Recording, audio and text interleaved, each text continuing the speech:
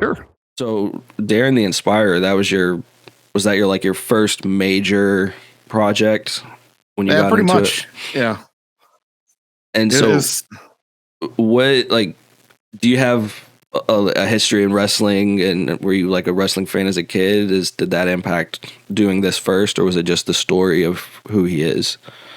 I mean, yeah. When I was younger, I was a big wrestling fan. Like me and my dad would stay up late. We used to watch OVW like early 2000s. That's when like John Cena, Batista, Brock Lesnar were all on there.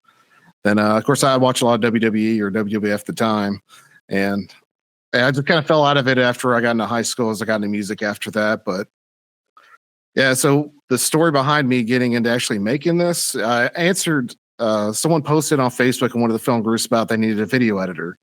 So I went ahead and I managed to get a hold of him. I got his number. I gave him a call, and basically, yeah, he asked me about making a documentary about his life, but he wanted to use a bunch of GoPro footage on the side of the ring, and I pretty much had to explain it's like that's not going to be a very good documentary visually.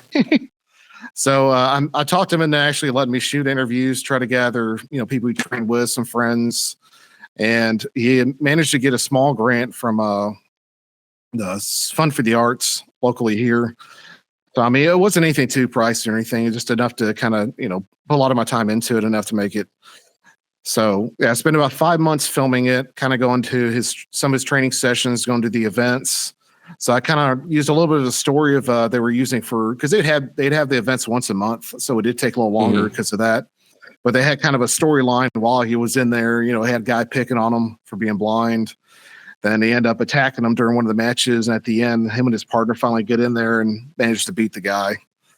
So, because honestly, when I put this together, I just got a bunch of footage, and then I realized how am I going to turn this into a story? Right. Well, and it's I kind of used that and kind of worked around it. Then, of course, I interviewed him for about an hour and a half, so it gave me a lot of information about his life, a lot of stuff that went on. So put it together from there. But yeah, it was my first feature film. I wasn't expecting to make it that long, but it actually could have made it a little bit longer. But it was pretty good amount of time for the subject, and he got a lot out there. He wanted the people to see. It was great. That's how we found you. I guess it was about a year ago. I went and saw him wrestle over there in Indiana. And then like a week later, I feel like I saw your film I saw it being promoted on Facebook, and I don't know if I saw it on Vimeo or what the first time. It was on one of the streaming platforms. But awesome video. I saw like some of the drone footage you did was great, and Thanks. then just hearing Darren talk definitely is inspirational. Oh yeah, awesome. It changed me just to be able to hang out with him. That's one thing I noticed about it too. We get to hang out a lot.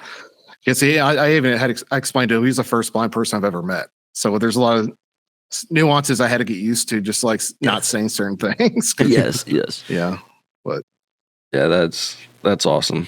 I don't think I saw the whole thing, but I definitely saw bits and pieces, and I can't even imagine the level of work that went in, like filming, let alone editing, and like you said, putting the story together. So for a first major production, I think it was pretty awesome. Amazing.